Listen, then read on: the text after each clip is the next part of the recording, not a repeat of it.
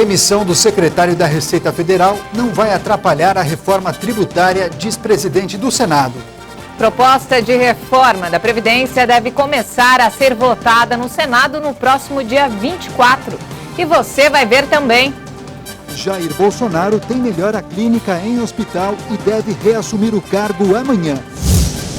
Relatório final da CPI da Assembleia Mineira sobre a tragédia em Brumadinho deve ser votado hoje. China e Estados Unidos reduzem as tensões em relação à guerra comercial. E o mundo agradece. Altas temperaturas da Europa fazem com que até os animais tenham direito a algumas regalias, antes restritas aos humanos. Tudo isso e muito mais, agora na edição de 13h. Olá, tudo bem com você? Muito boa tarde. Nós estamos chegando, trazendo as principais notícias do Brasil e do mundo, com Juliana Dariva. E com Daniel Caniato. Boa tarde para você, nesta quinta-feira, dia 12 de setembro de 2019. E nós vamos imediatamente saber agora quais são as notícias mais lidas e também mais acessadas nos portais na internet. Atenção, porque tem manchete no ar. Começamos pelo destaque da Folha. Senado aprova novo marco das teles e pode destravar 34 milhões de reais em investimentos. Por esse projeto, as operadoras têm a possibilidade de migrar dos contratos de concessão que têm atualmente para termos de autorização, como são os da telefonia móvel. Isso altera a Lei Geral de Telecomunicações de 2 décadas atrás e que caiu em desuso com o avanço da internet. Na prática, gente, as empresas que atuam hoje poderão deixar de ter obrigações, como a de fazer investimentos em telefones públicos, por exemplo. E aí elas alegam que vão poder investir mais na instalação de fibra ótica para aumentar a oferta de internet. Falta agora a sanção do presidente. Vamos aguardar. Agora o assunto do Jornal Extra. Motorista é flagrado dormindo ao volante a 88 km por hora em rodovia americana. Parece mentira, mas aconteceu em Massachusetts, nos Estados Unidos. O motorista que gravou esse absurdo ainda buzinou para chamar a atenção do dorminhoco, mas não teve sucesso. O passageiro também parecia estar sonhando. Está assustado? Vou te contar um detalhe. O carro em questão tem um sofisticado sistema de autopilotagem. Ufa, nada disso. A fabricante alerta que, mesmo assim, o motorista tem que ficar de olhos bem abertos e com as mãos no volante. E acha que o vídeo é uma pegadinha? Será? Fechamos hoje com a notícia do G1. Depois de sobreviver ao furacão Dorian, menino de 3 anos é recebido na escola com um abraço coletivo dos colegas. Muito fofo, gente, e emocionante também. Esse vídeo aí, que mostra Mackay Simons recebendo tanto carinho, viralizou nas redes sociais. A família do menino tinha ido para a região das Bahamas visitar parentes e o Dorian destruiu a ilha onde estavam. A mãe de Mackay agradece por terem sobrevivido e o menino chama o Dorian de monstro. Mas a partir de agora ele só terá coisas boas para se lembrar: do amor, do carinho dos amigos e, claro, do super abraço. Muito legal, agora 1h06, uma ótima tarde para você. Começamos com notícias de Brasília, porque o presidente do Senado, Davi Alcolumbre, afirmou que a demissão do secretário da Receita Federal não vai atrapalhar a reforma tributária. Marcos Cintra foi exonerado por insistir na criação de um novo tributo sobre movimentações financeiras. O presidente em exercício, Hamilton Mourão, explicou que o presidente Jair Bolsonaro decidiu demitir Marcos Cintra da Receita Federal porque a discussão em torno da criação de um imposto nos moldes da CPMF se tornou pública demais. Antes de ter passado por ele, antes de ser discutido com ele, aí esse troço transbordou, já estava sendo discutido em rede social, essas coisas todas, e aí o presidente não gostou. Mourão lembrou ainda que o presidente não quer a volta do imposto sobre movimentação financeira. Mais cedo, pela rede social, o presidente Bolsonaro disse que a CPMF está descartada da reforma tributária. Para o presidente do Senado, Davi Alcolumbre, a exoneração de Marcos Cintra da chefia da Receita Federal não deve atrapalhar as discussões sobre a reforma tributária. Nós vamos tratar naturalmente os próximos dias até a votação dessa matéria, conversando com o governo, dialogando e buscando entendimento. A nossa relação em relação à votação dessa matéria tem sido com o ministro Paulo Guedes. Lógico, evidente que o secretário era um interlocutor nessa relação. Mas com certeza absoluta o governo encontrará outro interlocutor que possa fazer e estabelecer o diálogo. Davi Alcolumbre disse ainda que os parlamentares estão lutando para que essa matéria venha desburocratizar a vida dos brasileiros e promova o desenvolvimento econômico, gerando empregos e riqueza no Brasil. E a proposta de reforma da Previdência deve começar a ser votada no Senado Federal no próximo dia 24.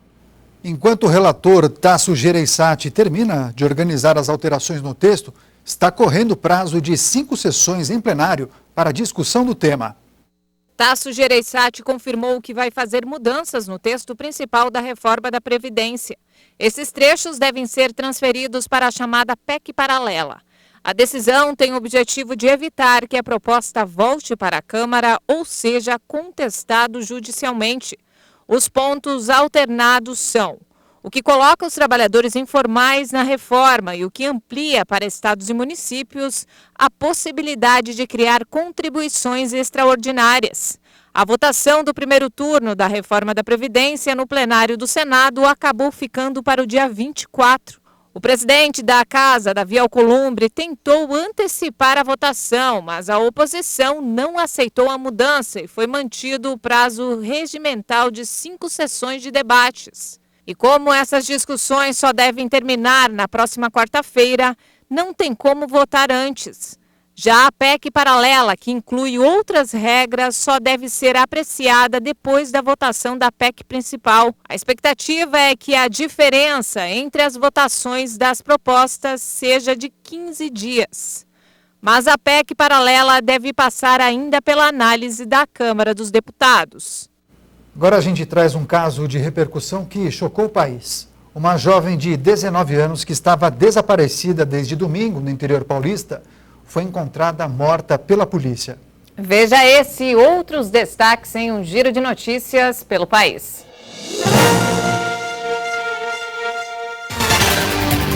As imagens de um mercado mostram Aline Silva Dantas, de 19 anos, entrando para comprar fraldas.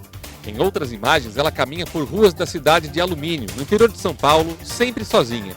Mas a jovem não voltou para casa. Cães farejadores encontraram o corpo de Aline carbonizado em um matagal. Nenhum suspeito foi identificado. A polícia investiga o caso.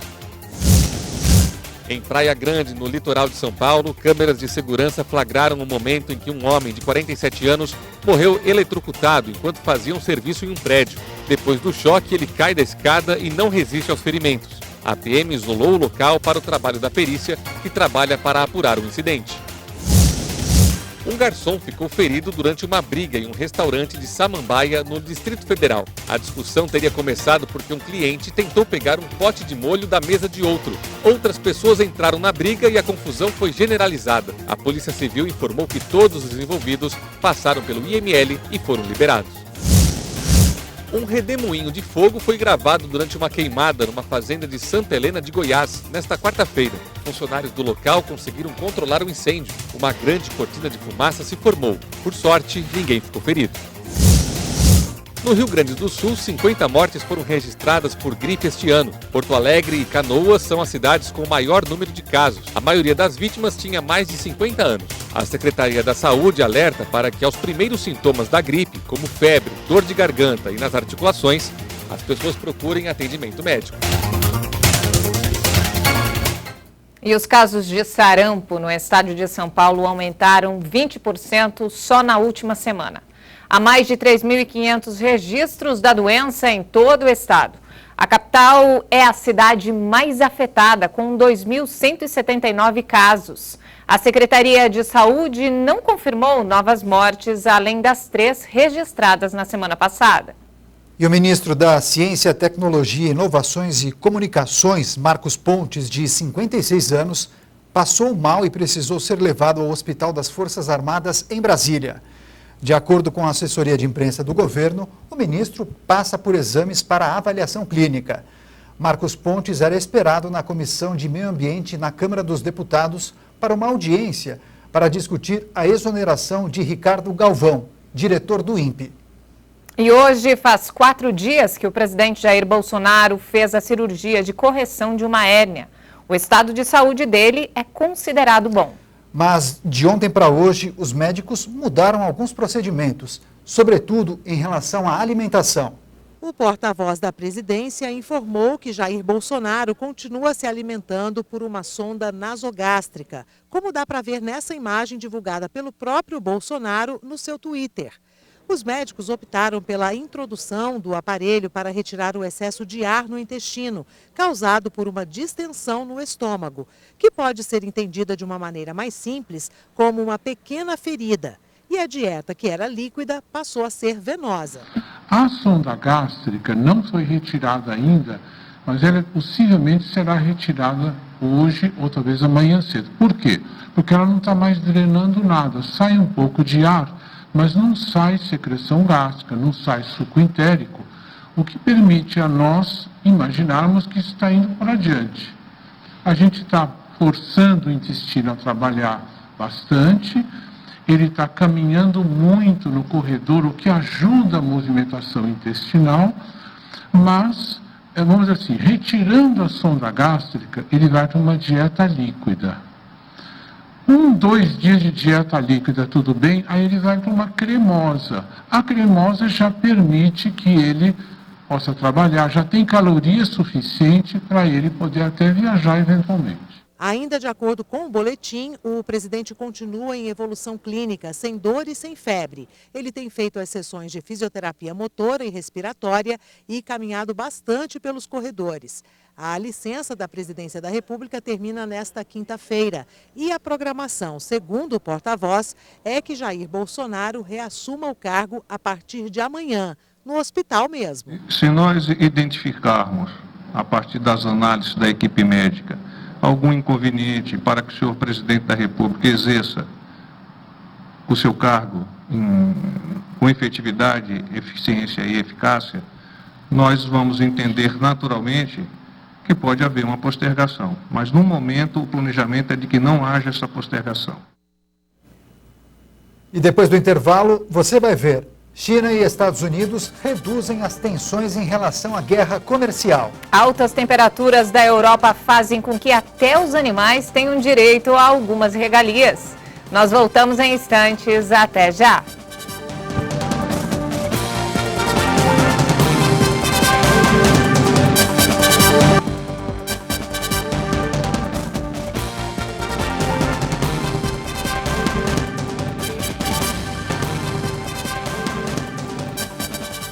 Nós estamos de volta a 1h19 e o senador Eduardo Braga vai ser o relator da indicação de Augusto Aras à Procuradoria-Geral da República. Inclusive todos têm que agilizar o processo, porque a atual procuradora Raquel Dodge fica no cargo até a próxima terça-feira.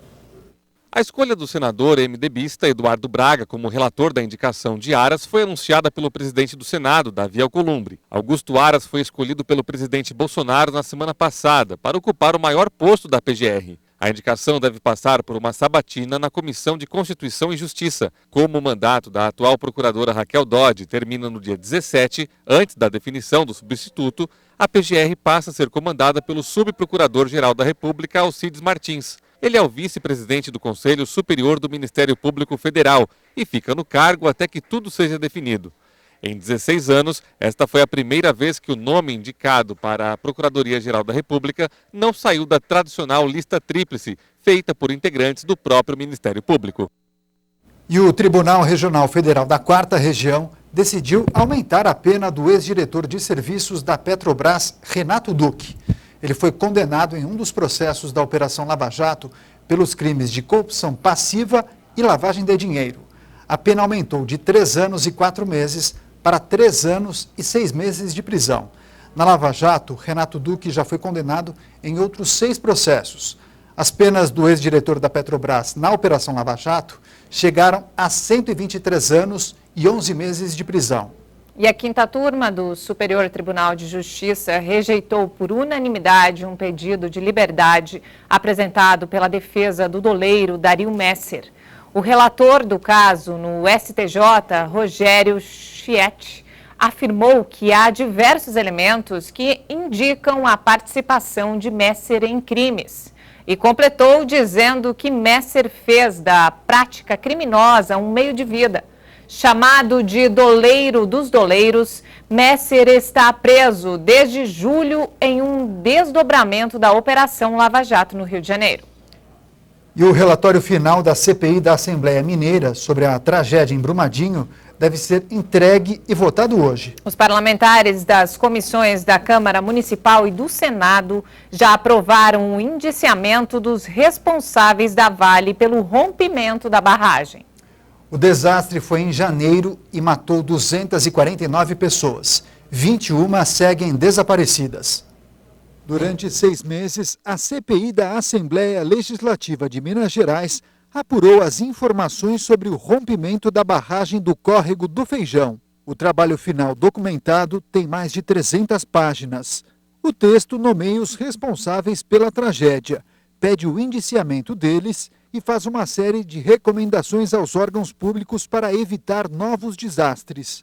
E para garantir que as famílias das vítimas e os municípios afetados sejam reparados, deve ser proposta a criação de um grupo para acompanhar o cumprimento das determinações.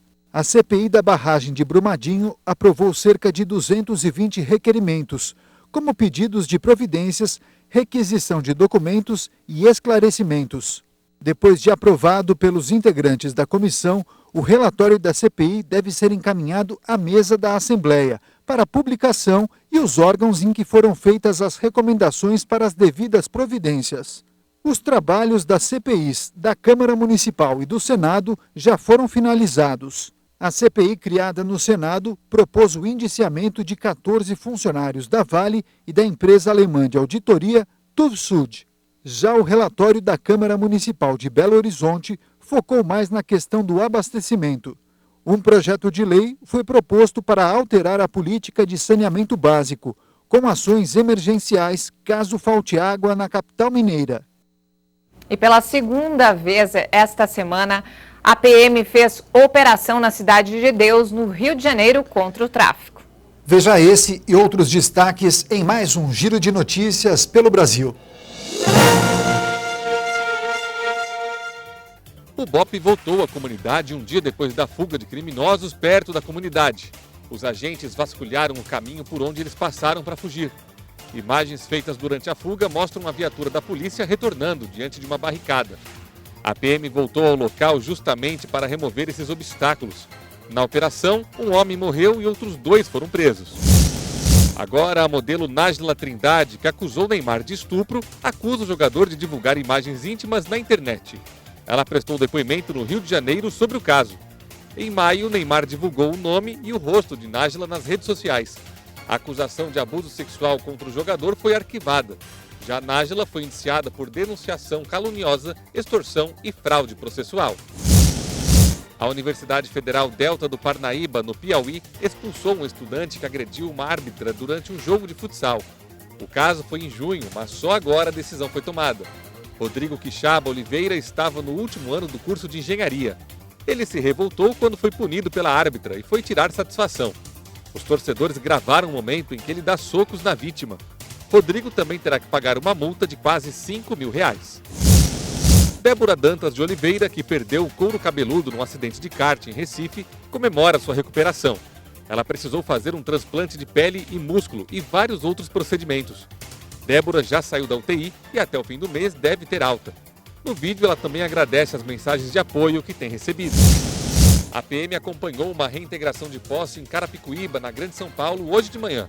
O terreno foi ocupado há quase 3 anos e cerca de 3.000 pessoas moravam lá. O terreno pertence à Prefeitura de São Paulo, que pretende construir unidades habitacionais na área. A desocupação foi pacífica e, de acordo com a Prefeitura, não existe a obrigatoriedade de pagar auxílio aluguel neste caso. Destaques internacionais: China e Estados Unidos reduziram as tensões em relação à guerra comercial. O presidente norte-americano, Donald Trump, anunciou que concordou em adiar por 2 semanas o aumento das tarifas sobre 250 bilhões de dólares em produtos chineses. O anúncio ocorreu após a China publicar uma lista de produtos americanos que ficarão isentos das tarifas de importação suplementares aplicadas desde o ano passado, em uma decisão elogiada por Trump.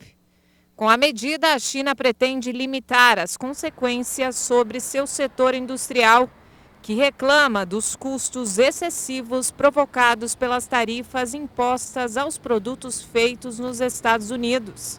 Segundo a Comissão de Direitos Alfandegários da China, as isenções anunciadas pelo país entrarão em vigor em 17 de setembro, pelo prazo de 1 ano e afetam 16 categorias de produtos. China e Estados Unidos protagonizam desde 2018 uma guerra comercial que resultou na imposição mútua de tarifas que alcançam bilhões de dólares. Apesar das tensões, os países afirmam que o diálogo prossegue. No início de outubro, está prevista uma reunião em Washington entre negociadores americanos e chineses. E Cuba enfrenta uma grave crise de combustíveis e culpa os Estados Unidos pela situação. O presidente do país anunciou o racionamento para combater o problema. O presidente cubano Miguel Díaz-Canel anunciou medidas de austeridade e racionamento diante de uma crise de combustíveis na ilha, que atribuiu à ação dos Estados Unidos. Se empenham particularmente, e é o que está muito relacionado com o que vamos a tratar. Eles se empenham particularmente em tentar impedir a chegada de combustíveis a Cuba, a chegada de petroleiros aos portos cubanos. Para isso, ameaçam as empresas e os governos, onde estão registrados os barcos que têm negócio com Cuba. A los gobiernos onde estão registrados os barcos que têm negócios com Cuba. Esta situação causou uma baixa disponibilidade de diesel para a realização de atividades da economia e serviços. Díaz-Canel assinalou que desde a terça-feira não chega combustível ao país, o que se manterá até sábado, quando chega um primeiro navio. Para o final de setembro são esperados mais barcos com combustível. Entre os planos para enfrentar o problema estão a paralisação de atividades de alto consumo de combustível, uma adequação da jornada de trabalho para otimizar o transporte em massa e um racionamento do combustível de eletricidade. Sabemos que nos últimos dias empiezan a aparecer as señales de uma situação que é sencillamente energética. E as altas temperaturas da Europa fazem com que até os animais tenham direito a algumas regalias antes restritas aos humanos. Na Alemanha, por exemplo, a cidade de Munique reserva um dia para abrir uma piscina pública aos cães. Mas será que eles nadam? Acredito que sim. Diversas raças se refrescam num dia ensolarado. O forte verão de 2019 vai chegando ao fim no hemisfério norte, mas para muitos cães na Alemanha foi hora de nadar. É que a Prefeitura de Munique disponibilizou uma piscina pública da cidade para os melhores amigos do homem. O dia do banho dos cães aqui em Dendbed está sendo realizado pela segunda vez. Trouxemos nosso labrador, ela é uma fêmea e tem 2 anos. É a primeira vez de Kira nesta piscina e houve algumas dificuldades, mas logo se adaptou e agora pula na água ou usa a escada. Faz como prefere. A festa canina durou apenas um dia. As autoridades locais agora limpam a piscina e fecham o local para o inverno. Nadam bem e dão mergulhos ainda, hein? Pois é, vai que essa moda pega aqui no Brasil, né? Vamos ver, vamos aguardar. Não temos mais tempo, ponto final nessa edição. Nós agradecemos demais sua companhia e audiência. E nós voltamos amanhã às 8h30. Uma ótima tarde para você e até lá.